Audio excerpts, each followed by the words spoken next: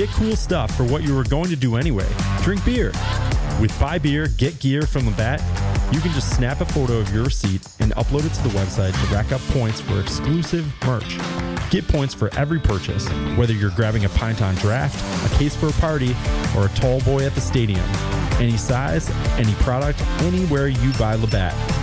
Buy beer, get gear. Sign up now at rewards.labattusa.com. ESPN Radio. Tomorrow's broadcasting stars today. Broadcasting live from the campus of Syracuse University. This is Newhouse Afternoon. You know, I woke up to snow this morning after a weekend of 80 degrees and sunny, and I was really, really, really upset about it. But I'm doing a lot better now that I'm here with you, Alex Pohl. It's Dylan Byron, Alex Pohl, back on Monday on Newhouse Afternoon.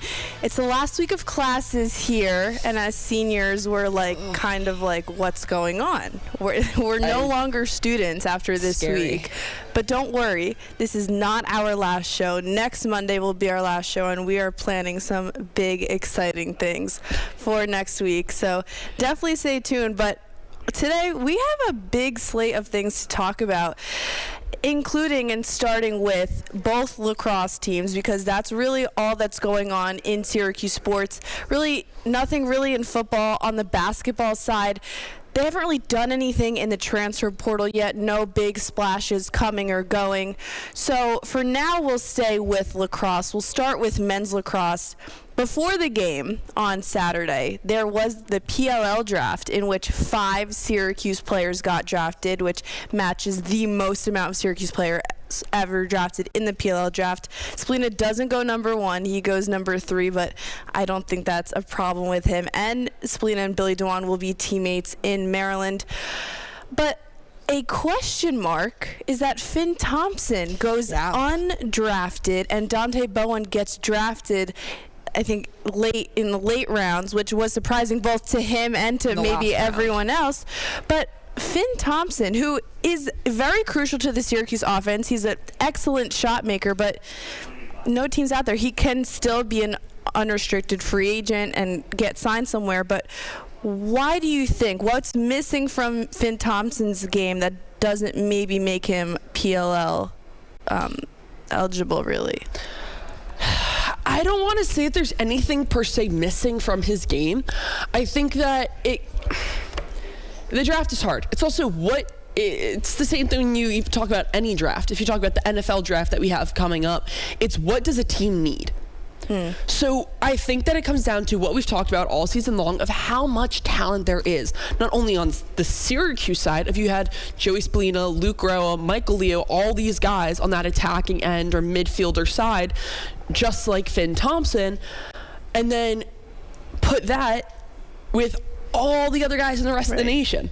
There are so many players, like phenomenal men out there who are very talented, very skilled. And so it comes down to what does your team need? And also, some teams had a lot of picks and some only had 1 or 2. It depended on what they traded for, all this kind of stuff. And with not many teams there, each team doesn't get all that many options, right?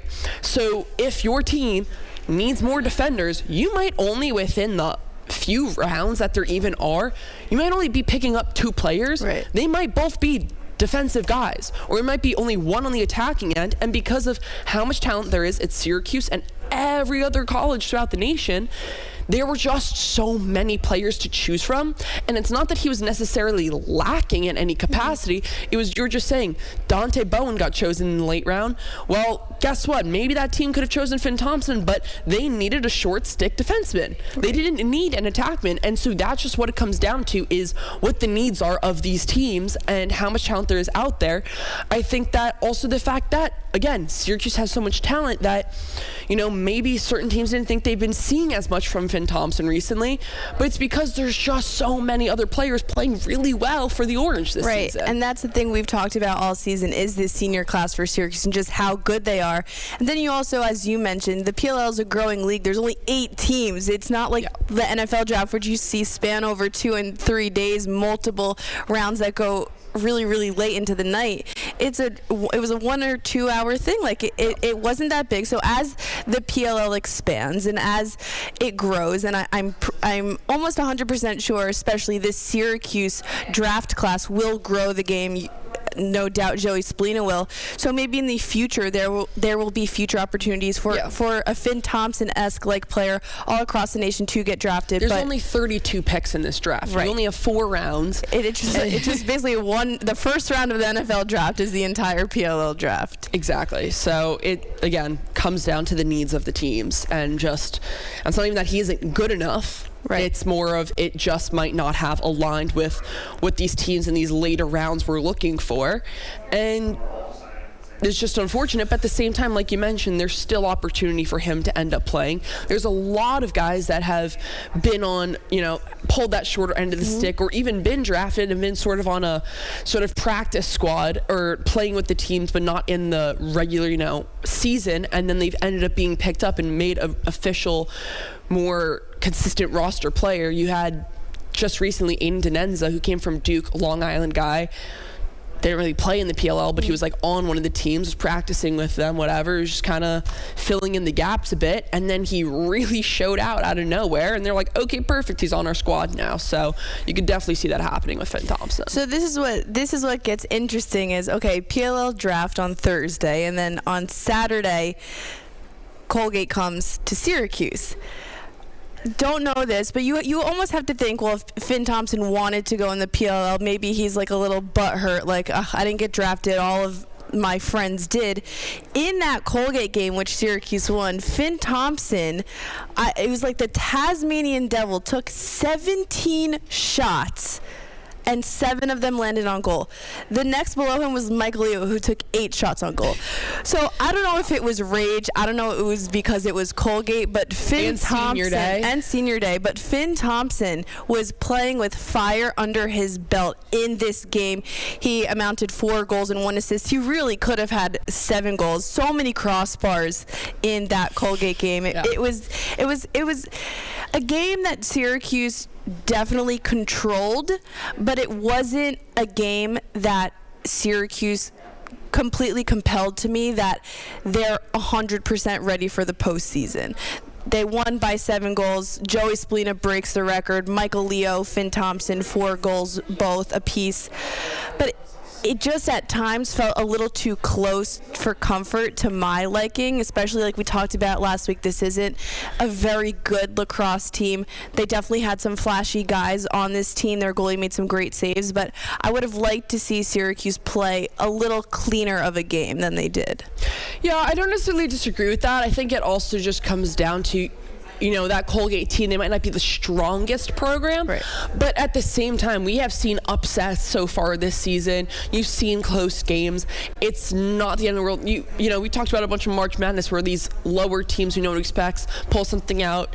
Everyone talking about, GMAC and Siena. It's just, you never know when the team can just have a great game. And I think that it was a matter of Colgate also getting lucky on that sense of they played a strong, clean game. I don't think in any way they necessarily gave Syracuse a run for their money, or it was too close, but it was like, you would have wanted a little bit more of a gap at times. But again, like you mentioned, Joey Splina breaking that record, multiple guys with 4+ points on the board.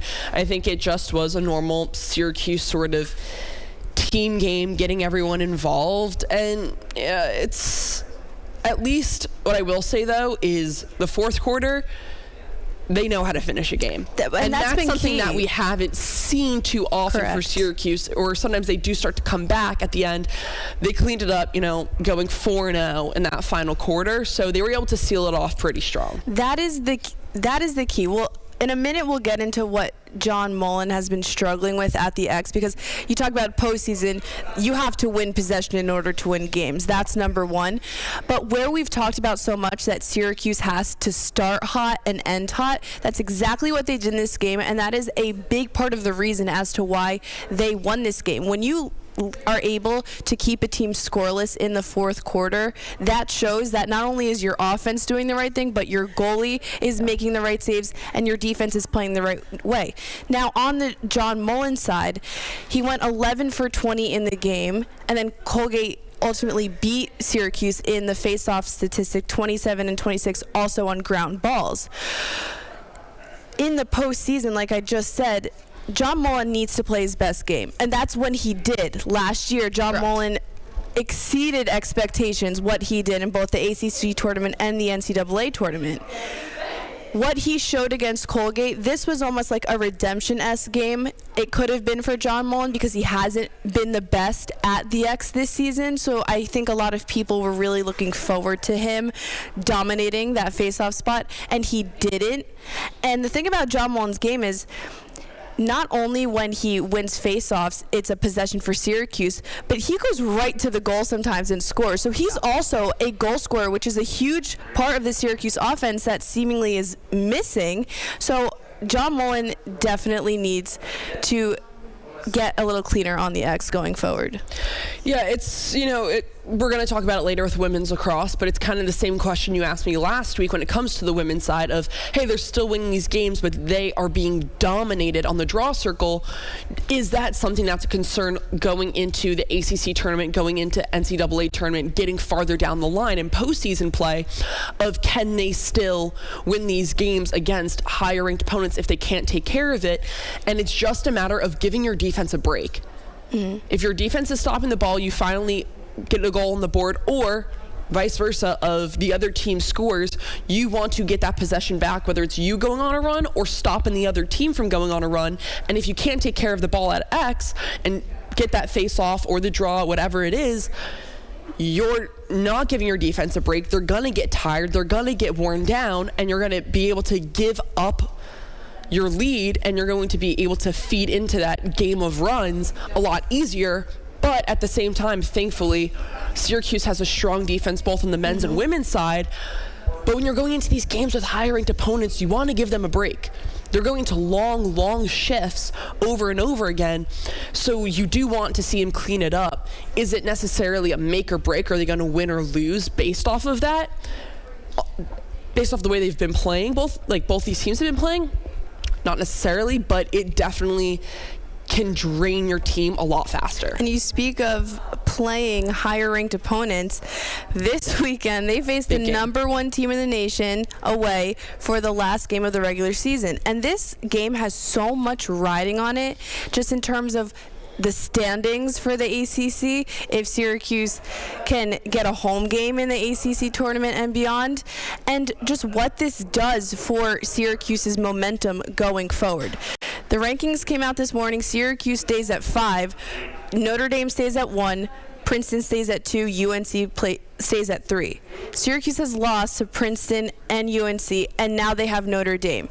So this game is very important because Syracuse has not been able to beat now the top teams in the nation. They lost to Princeton when Princeton was not this good. UNC has stayed consistent. I still think UNC is a better team than Notre Dame. I think UNC is the number one team in the nation. Syracuse, I won't say that Syracuse has to win this game. I'll say that Syracuse has to keep it close because you know that you will see Notre Dame in the ACC tournament one way or another, or you'll see UNC. So if Syracuse can keep it closer against Notre Dame than they did at UNC, and John Mullen cleans things up on the X, I'm confident going into the ACC tournament and the NCAA because we know Syracuse pretty much locked up both those spots. So it's not like they're like a UVA or a Duke who's like fighting for their spot in the ACC tournament. They know they're in pretty much. So of course, you want this team to win. You want this team to play their best, and you want them to take down the number one team in the nation the last game and give them that confidence booster going into the postseason.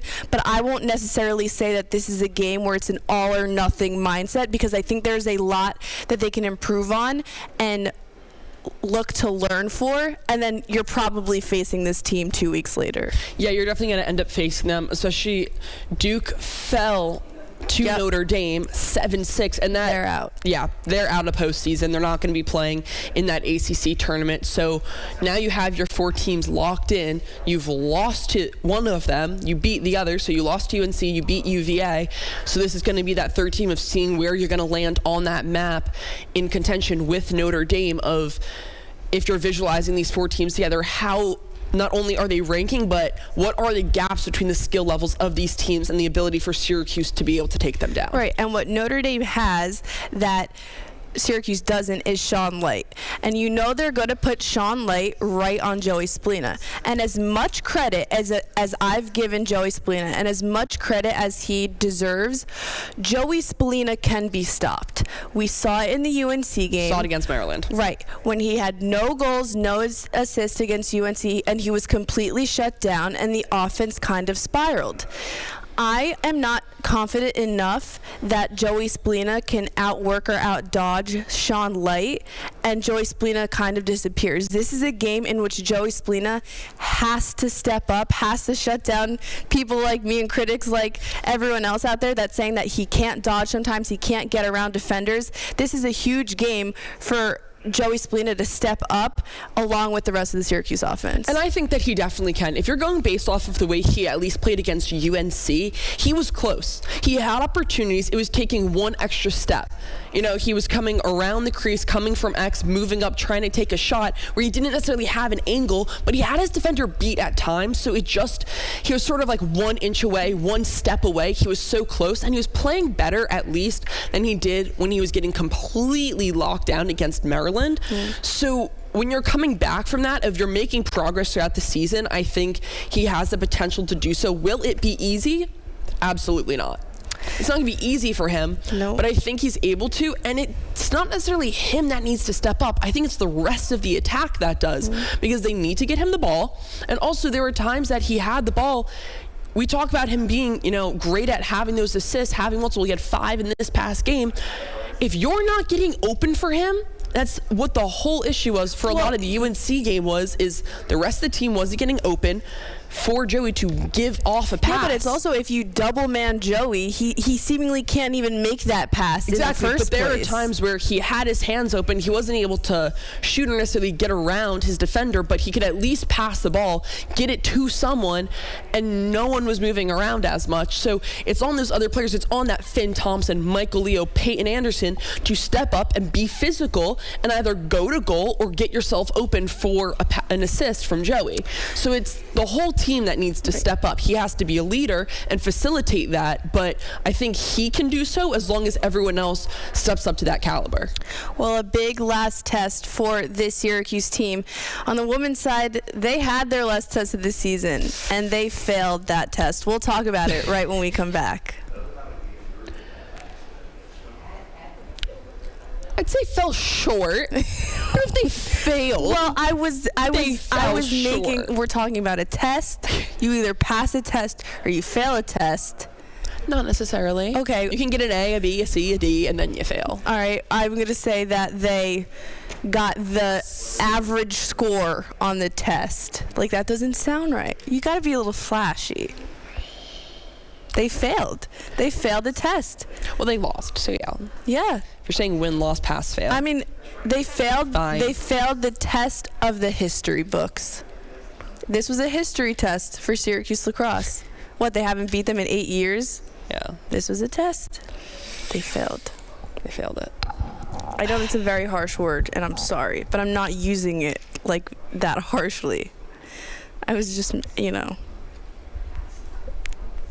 I was making like a joke, a reference. No, you're fine. Well, this is what gets interesting. I was talking about this with someone before. Richmond is ranked above Syracuse. They're 11-1. Like, Richmond truly has not played anybody worth mentioning besides Notre Dame, who they just lost to. Like, everyone else, okay, like early in the season they played UVA and won. Yeah. But other than that, and Cornell, I understand why they have to be number 4, but They only lost one game all season. Yeah, but yes. hello. Okay, but we said the same thing when you're talking They're about in the A-10, Duke like, or this team or that team that hasn't played tough opponents, and then sure enough they come out and they give Syracuse a run for their money. So no, they'll give Syracuse a run for their money, but I'm just saying, like, in terms of standings, like Robert Morris, Mercer, Lehigh, Delaware, UMass, Hobart, St. Joe's, and then they finish with High Point. Like, their resume, yeah, they have a couple good wins in there, like Cornell and UVA, but like. Yeah, but you're saying, okay, they're playing St. Bonaventure, 23-7. Hobart 24-8. UMass 21-7. Delaware 17-5. So yeah, they're not playing great opponents, and they're absolutely destroying them. Mercer 15-5. Yeah, but to say they're better than a Syracuse or a Cornell, I think is. Like, I get why you have to do it. Like, it's just like in the NCAA. Like, they beat Cornell. Okay, but look, it's the same. But like, it's kind of the same conversation that everyone was having during March Madness of Miami, Ohio. Like, okay, they went 24-0. Like, they beat up on teams. Okay, like, Richmond's not Miami, Ohio. I understand that. Yeah, their okay, they don't necessarily need to be number 4. Correct. That's what I'm saying. No. Top. I'm saying that they deserve to be in the top 10. They deserve to be ranked. Yes. They're a great lacrosse team, but like number 4, and they're separating UNC and Syracuse and Cornell. Like, I think that's a little crazy. I understand why they're ranked there because of their record, but like you look at the strength of their schedule, it doesn't really add up. So I'm interested to see like what, and it's also like who, like genuinely asking who's in the A10, like that, like what is that playoff going to look like? Richmond. Like it was in the Atlantic 10. I genuinely just, yeah. Richmond, Delaware. Okay, yeah. Vermont, NJIT. High like it's just like UMass. Binghamton. No, but that's in basketball. But I guess it's the same thing. No, just like it's not. No, you have to go to lacrosse. Yeah. Yeah, so it's Delaware, Hobart, Fordham, GW, UMass, Rhode Island, St. Bonaventure, St. Joe's, LaSalle. Okay, so like George Madison, Tuscany. I always forget how to say Tuscany. I don't know. They have a pretty like High Point, and then a couple. I don't know what they are. I'm genuinely just did all of that based off of the logos. I don't know. It doesn't give you a list of teams. It just shows a list of logos. At least I got most of them. I'm only missing like 3 or 4. Live on QSportsTalk.com. Tomorrow's broadcasting stars today. Broadcasting live from the campus of Syracuse University. This is Newhouse Afternoon.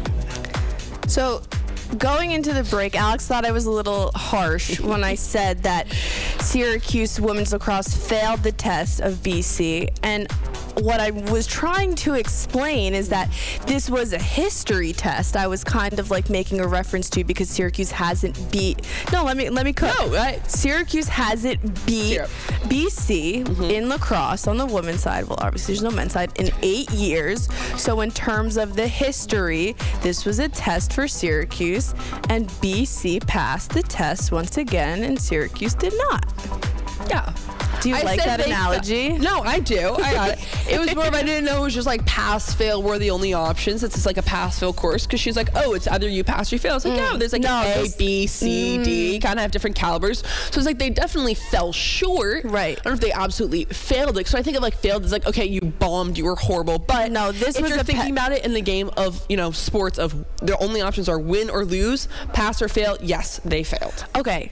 This is a pass-fail course. Exactly. That I then they failed conduct on this show. Yes. However, if this was a graded test, A through F, I'd give them a B-. Okay. What would you give them? I was gonna say C+. Yeah, B-. C+. See? Professor Pohl, harsher grader than I am. Well, they did lose 4-7. This was a defensive battle. Like, no one can put it in the back of the net. Both goalies played great, but unlike the men's team, which we just applauded that they won the first and fourth quarter. This team lost the first and fourth quarter, and they never really got back to that. It wasn't a very clean game for Syracuse, an away game. You could just tell that the momentum was all on the BC side, really, this entire game. Absolutely, and tribute to BC, they did such a great job. I think where Syracuse was also falling short is we talk about getting everyone involved. That's been a strength of Syracuse all season, both teams. And for Syracuse, they only had Caroline Trinkus, Mackenzie Rich, Molly Guzik, Bree Peters. That's it. You had 4 players on the board with 1 goal each. Not the end of the world, but when you're used to getting so many people involved, they just weren't moving it around as much. But a tribute to BC, who hasn't really had their strongest season this year. It was sort of, everyone was kind of going into this game of, oh my, like, I've said it for years now, BC is Syracuse women's lacrosse's kryptonite. Yep. They just can't beat them. But if ever, in these past 4 years that I have been here, if there was ever Syracuse's chance to finally take down BC, this was the game. 100%. This was the game, and I think BC knows that, and they stepped it up. Especially, I have to say, Kylie Colbert, who I've known for years. So she has 2 older sisters, Casey, who played at Stony Brook, phenomenal player, and for her grad year, she decided to join her little sister at BC. For both of Kylie's goals in that game, they were assisted by her older sister, and they've been doing that to teams all season long, and this was their best game for both of them playing together. And you could just see that not only their chemistry of being sisters, growing up together, playing together, they both dominated at the same time in this game, and I think that momentum spread throughout the entire BC team. Well, yeah, you also talk about, this was also BC's last game of this season, so it really pushed them up in the standings because they took down a Syracuse team. They're now number 12, and they were number 16, so they're right outside of the top 10. So they have now a great pathway to get into the NCAA tournament. Now, Syracuse is in the ACC tournament. They will play number 5 UVA, who they beat a month ago 6-5, so a very close game. And the problem is, in that game, Syracuse was left scoreless in the second half of that UVA game. So it's kind of discouraging that your offense went quiet against BC, and now in the ACC tournament in the first round, you're matched up against a team that kept you scoreless throughout both the third and fourth quarter. Absolutely. And it also is, UVA was also a team that took down BC this season. They beat BC 17-14. That is a high scoring game, and that's sort of how UVA has been going throughout their entire season, almost every single game, at least in the double digits. So when you then have a Syracuse squad who played them only in single digits, it was a close game, and now Syracuse falls short to BC also in a low scoring game. Like you mentioned, if you're going scoreless against UVA earlier this season, you still pulled out that win, but you're coming off of a loss to BC, only getting 4 goals on the board. That's not the best way to start your postseason play. Correct. And if Syracuse beats UVA, they then will play the winner of North Carolina and Duke. And Duke is currently number 18. I think that would be a matchup that would be in favor of Syracuse, but UNC, no one wants to play UNC. They're the number 1 team in the nation, and for good reason. They have the best player in women's college lacrosse on that team. So it is even more discouraging then that Syracuse offense really couldn't get going against BC. So this week, these 2 days of practice are really important for Syracuse lacrosse to get going. They're going to play on the road in Virginia, and if there was anyone that really has to step up, she played great last game, and she has been. I think Dan Guyette has to keep doing what she does, because we talk about it on the men's side and just in sports in general, your defense wins you championships, right? It's that classic quote. So Dan Guyette has to keep doing what she's doing, because she's keeping them in games right now. Yes, Syracuse lost this game 4-7, but she kept them close in that game, and she gave the offense an opportunity to come back and win this game. So as long as she keeps playing the way she has, I have confidence in this Syracuse team in the postseason. Yeah, she's playing right at about 500 average. So if she's just able to stay there, stay consistent, and keep Syracuse in these games, it comes down to the attack needing to bury it into the back of the net and move these goalies. I think a lot of it comes down to making sure you're getting those free positions. Syracuse is not a shy team. Like, they go to goal and they get these, calls drawn on them. But yet again, Syracuse went 0 for 3. Now, Shea Dolce, phenomenal goalie, especially on free positions. But this has been the tale of the entire season. Syracuse cannot, you try and go to goal. You draw that foul, great, now you have an opportunity to put yourself on the board, and you lost this game by 3 points. Guess what? You had 3 opportunities open on net. So if you're going into postseason play, it has to be cleaned up on that side as well, because Dan Guyette also was able to save multiple free position shots in this game, so you're giving up these opportunities on your own goalie as well. Your goalie's keeping you in it, your defense is keeping you in it, and these long shifts, you have to be able to capitalize on these types of opportunities.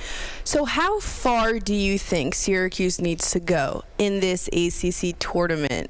Not forget about for their seeding in the NCAA tournament, but just because of the nature of what their season has been, they started off on a losing streak, went on this crazy winning streak, and then lost their last game of the season. How far do you think this team needs to go? Like, if, let's say they get past UVA and then they have to face UNC, are you fine with them losing to UNC and seeing what happens with their seeding in NCAA? Or you're saying this is a team this year that kind of has to get past UNC and see if they can go all the way?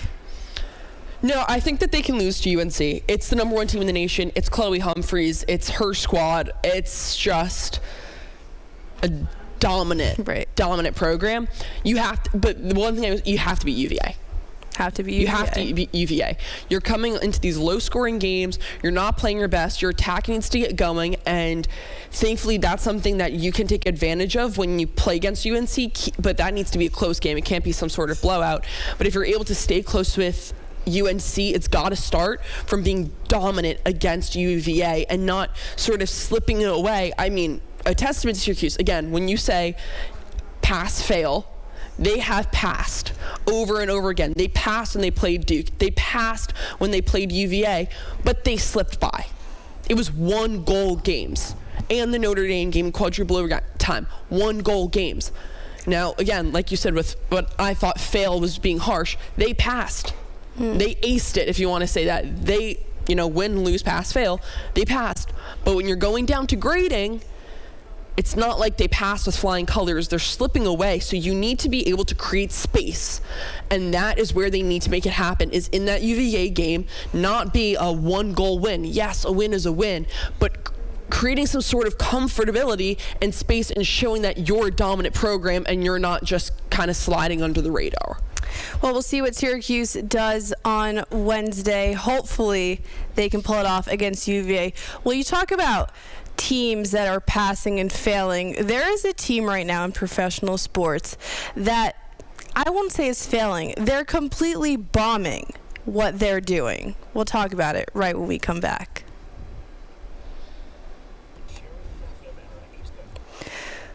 Ooh, what am I going to say? What are we going to talk about? No one knows. I feel like that's always how it goes. Still just throwing stuff out there. And hey, I'm in it for the ride just like you guys are half the time. You gotta keep people on their toes. Sometimes she throws ideas out there, and then I don't know what she goes with half the time. I'm just kind of sitting here like, all right. Well, what are we cooking? I'm ready. Well, we're cooking up something good, you guys.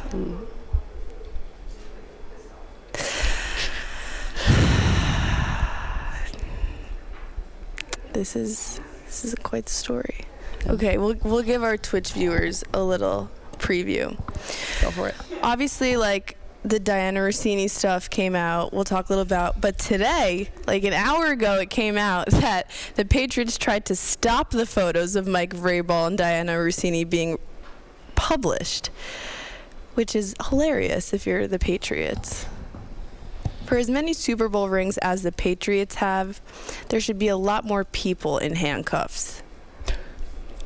Or without jobs. I'm just saying.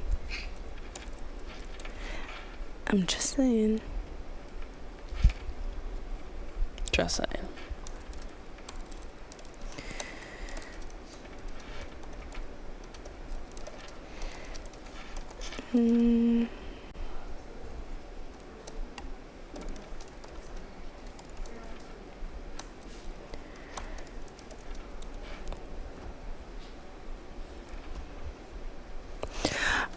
But because we're not going to talk about it, hey, the New York Mets lost 11 straight, and they don't play today, so everyone's smiling out there. The New York Mets don't play baseball today. We're all happy. We're all happy. It's one way to think about it. But you know who does play today? The Knicks. Yup. Yeah, we're talking about that. Yes, they do. We'll get into it. I'll save myself. We'll get into it. We'll get into it. I'll save it. I will be back. Wait, where are you going? I'm getting my water. It's sitting right there. Don't leave too far. Okay, go quickly. 3 steps away. Okay, go quickly.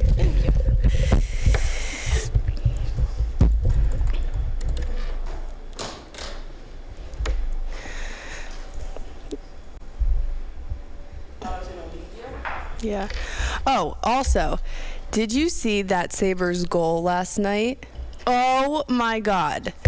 That there is nothing like playoff hockey, no matter what arena you go to, but the fact that the Sabres haven't won a playoff game in 15 years, and they came back against the Bruins like they did, and there is nothing better than just a crowd pop of an arena just freaking out. And listen, Buffalo, it's not the greatest place to live, but Buffalo's fun.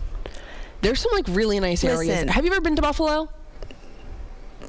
I have once, because I had to get my passport renewed, and there was every Buffalo. DMV on Long Island was like, we don't have appointments, so we went flew to Buffalo, Oh, and just it happened to be that when I flew to Buffalo, the Islanders were playing the Sabres, so I I swear to God, Okay. I swear to God, and I went. It just like there's truly not a lot to do in Buffalo, in the city, that I saw. Like, and when I went, that was, you know why I had to get a passport for Baja senior year. My passport was expired, so I had to go. But that was when the Sabres like truly were bad, even though they beat the Islanders, of course, when I went.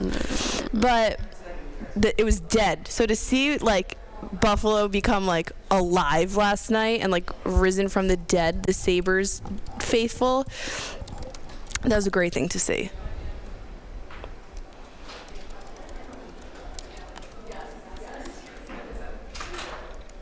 On QSportsTalk.com. Tomorrow's broadcasting stars today. Broadcasting live from the campus of Syracuse University. This is Newhouse Afternoon. All right, welcome back to Newhouse Afternoon. Dylan Byer here with Alex Pohl. Now, we're both New York fans, so any chance that we can just rip on a Boston team, I will take the opportunity to do so. Now, this Patriot scandal is a little different than ones that we've seen in the past because it's not so much to do with the Patriot coach or player than it does with the reporter in this case. So I'm sure everyone has seen Diana Rossini. The photos got leaked of her and Mike Vrabel holding hands, hugging at the coaches conference in Arizona. She's a longtime reporter for The Athletic. She comes out saying, hey, like, it's not what it looked like. We were in a group with 6 other people. Like, we're just friends. Mind you, Diana Rossini has a husband and Mike Vrabel has a wife. So all these things come out. The Athletic stands behind her and supports her and says, you know, she's been here for 15 plus years. She's a veteran NFL reporter. We support her. The problem is none of the people she claims that she was with came out in support of her. She really doesn't have an alibi into what they were really doing, so she resigns from The Athletic. Now, all of the commentary online is obviously directed at Diana Russini and how she was never a credible source because of this. Who knows how many other coaches she was allegedly, and this is all just allegedly with Mike Vrabel, sleeping around with Mike Vrabel, whatever it is. And there's two sides of the coin here that I want to talk about with you, and I think as females in this industry, it's very interesting to talk about. Let's start with one side of the coin, in that this coming out makes it very hard now for female reporters to have credibility and to be looked upon in a positive light in this space that is so controlled and watched by men, because Absolutely. Now the conversation is, well, of course she was sleeping around with the head coach. Like, that's why all these women want to get into the sports world, because they want to date the athletes, they want to hook up with the coach, whatever. And then it's also her credibility of 15 years comes into question. Well, how good of a reporter is she actually? Is she sleeping around with these head coaches and all of these people, and that's how she got stories?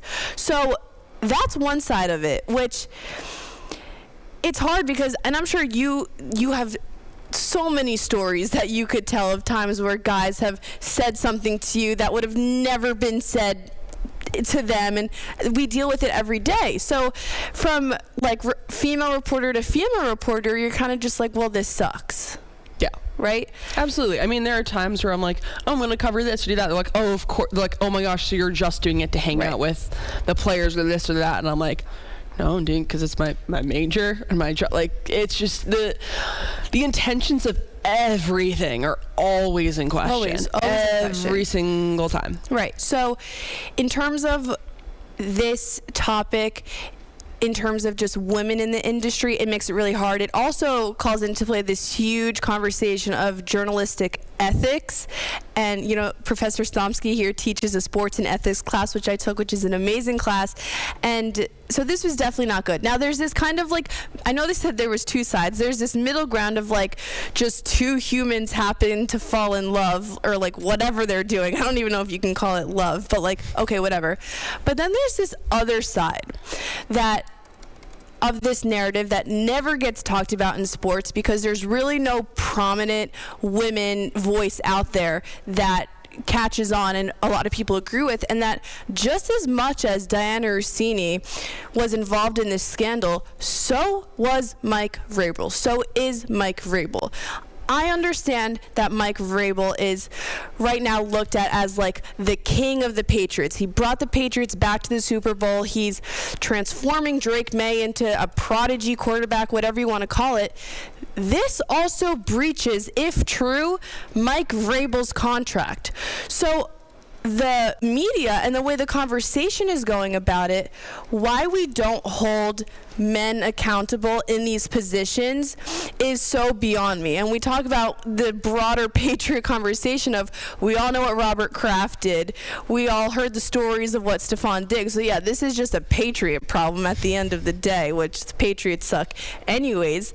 But in a more serious narrative of like, it's time that people look at both sides and put blame on men in sports. Like, just as much as if this is a cheating scandal and it breaches both of their contracts, like, Mike Vrabel should be held accountable just as much as Diana Russini is. Absolutely. And I think that even you look at the way that, you know, the wording of the headlines are, the articles and everything, it's Diana Russini and Vrabel, who's in a relationship. It's Vrabel and Vrabel, the family man, Vrabel's wife, blah, blah, blah, blah, blah, every single time. And I'm like, she's married too. Right.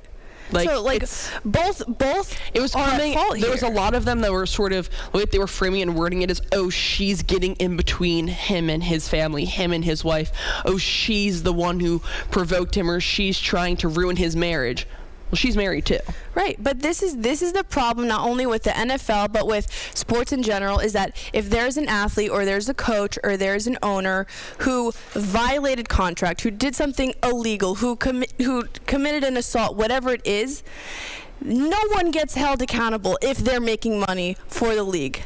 We see it with Deshaun Watson. We saw a little bit with Antonio Brown. We saw it with Big Ben in Pittsburgh. Like, you see it across all these major sports. And so, yes, where Dan Rossini, it's a little more complicated because she is a reporter. We talk about the ethics. Yep. She votes on the awards, right? She gave a vote for Mike Vrabel to be named head coach of the year last year. So, like, obviously there's bias and complications and stuff like that. So, yes, she is to blame, but so is Mike Vrabel. And more people need to be talking about that, not only in this, but just in sports as a whole. Like, when are we going to stop putting these athletes, these coaches, these owners on pedestals and realize that they can also be bad people who need to be reprimanded for their actions? Absolutely.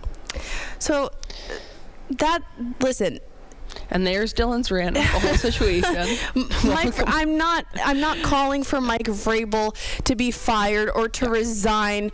I'm not, this is a cheating scandal, and it honestly more affects their own personal lives than anything to do in sports. 100%. It's just very interesting, the narrative and the conversation that is going on around it. But at the end of the day, if we're talking smack on the Patriots, I'm okay with it. It's a win in your book. It is a win in my book. And as a New York fan, hopefully tonight there is another win in my book for the New York Knicks. We'll preview Game 2 of the NBA playoffs when we come back. Appreciate it. Thanks.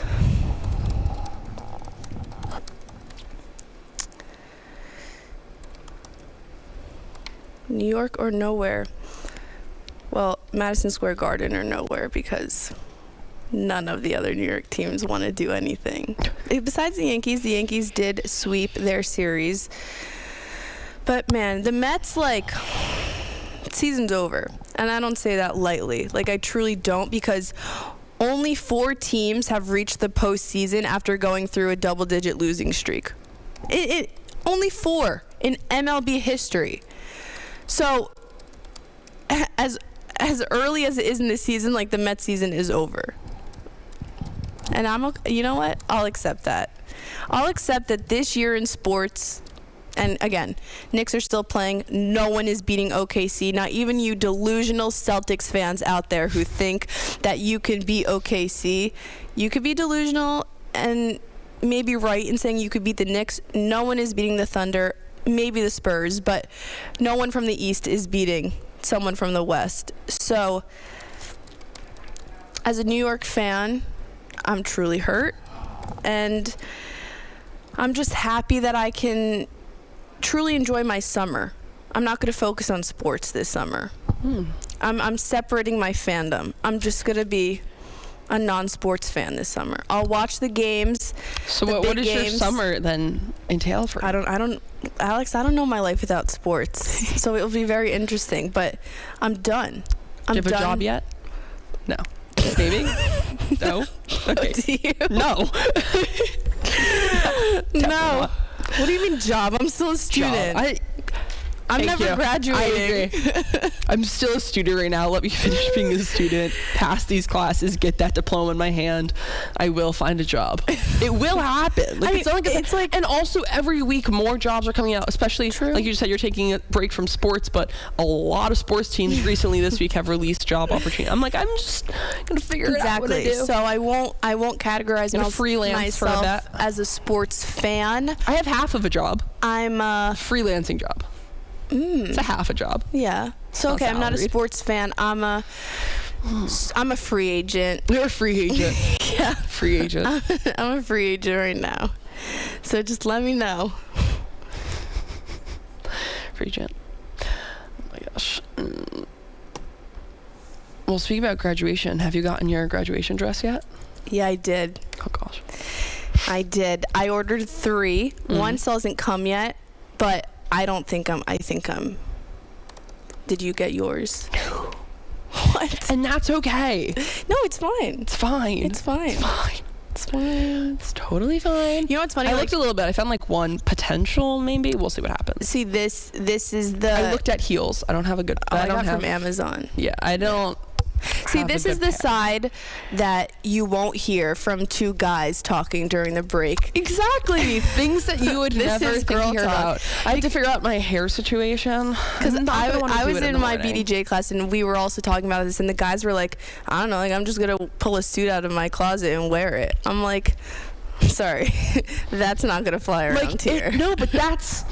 my friends are just talking about that with like sorority formals and all of this stuff. I had a formal this weekend, and it's like you can ask a guy day of. I've had a guy ask me to their formal day of, and I'm like, whoa, like what am I gonna wear? Doesn't work like They that. just they have like 3 different suits in their closet. You got navy, black, and gray. Grab a button down and they call it a day. Yeah, And it's I'm like, really your not life fair. is so much easier. Yeah. I was like, I'm like, do I have time? I have to like wash my hair. You have to blow it out, curl it, flat iron it, makeup. Like, this is not a game time. Just like, Yeah. there needs to be more preparation. Graduation, the big graduation's also on Mother's Day again this year. Every year. Yeah.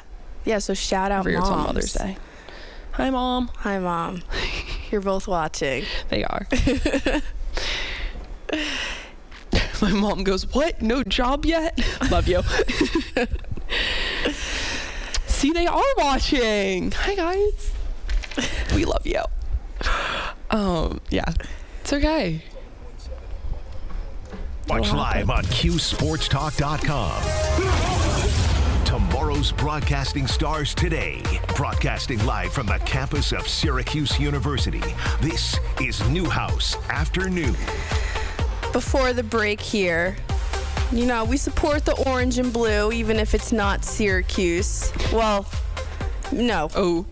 That would entail supporting the Mets, which we're not doing anymore. We're not riding with the Mets. We don't support the New York Mets. I don't know what's up with currently. like all this like I was about to say Syracuse teams, New York teams being orange and blue. You have the Mets, you have Syracuse, and then thankfully you also have the Knicks.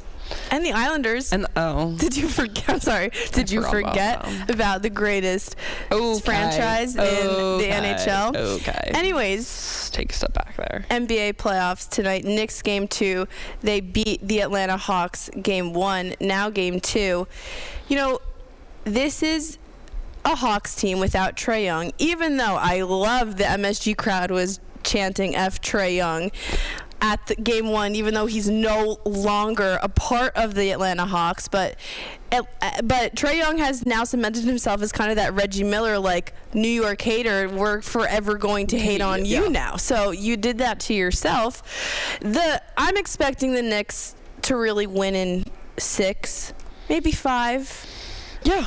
I think 5. I can see 5. Yeah, I think Atlanta gets one at home. But let's just say that the Knicks win this series. They're going to face the Celtics. And, of course, the Knicks beat the Celtics last year, but that's majorly in part to Jason Tatum going down. Do you see the Knicks beating the Celtics in round 2 if it gets to that, which it probably will? Because I think so. I think they can. You ask if they could take down the Celtics. It comes down to, again, it's not one game. That's where the struggle comes from, is the Celtics are a very strong team, especially in those, playing game after game after game against the same opponent, and they tend to get stronger. Where, you look at, 2 weeks ago? Not even. I can't even do mental math. Less than 2 weeks ago, the Knicks took down the Celtics. Yep. 6 points, but still they took down the Celtics. It's very doable for this Knicks squad. It's can they do it multiple times? Yeah, and the problem is that Jason Tatum is back. And so where you had Jaylen Brown leading that Celtics team, well, now you have Jaylen Brown and the addition of Jason Tatum, and Jason Tatum is now back in that number 1 shooter position and taking over really what Jaylen Brown has done all season. Now, these two rosters are built very similarly to last season, but I truly think, I agree with you, there is a favor in the New York side, not only because a new head coach with the Knicks who has set this team up for success, but with the Knicks' depth. Like last season, absolutely, the Knicks starting 5 virtually played the entire game, and people coming off the bench just weren't doing it. Now you have Jordan Clarkson, you have Deuce McBride, you have all of these guys who are real shooters, and I think it will be very encouraging to see. Now, like I said, we talked about this last week. we think that the Knicks have the most likely opportunity to bring a championship back to New York out of the 4 teams. Yep. The problem is on the other side, you're either going to have to face OKC or the Spurs. And we talked about this during the break. The Spurs are going to give OKC the best run for their money. I just don't think anybody is beating the Thunder this year. I don't think it's possible. And they added Jared McCain to their roster. Like, there's just too much there. There's too much there. And they literally... You could see a Cinderella story. Yeah. If those even exist. But OKC has not shown any flashes this entire season of... losing.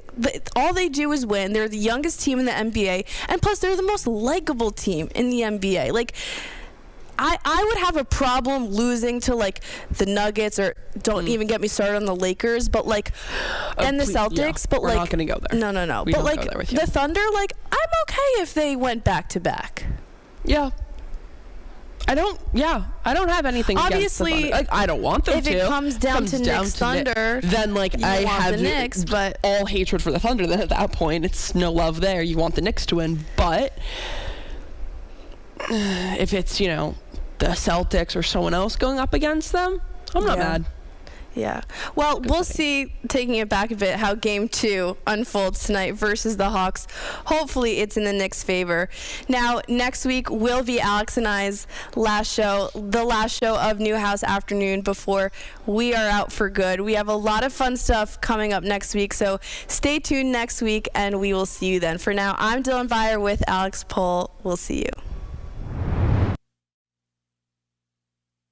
This is Orange Nation.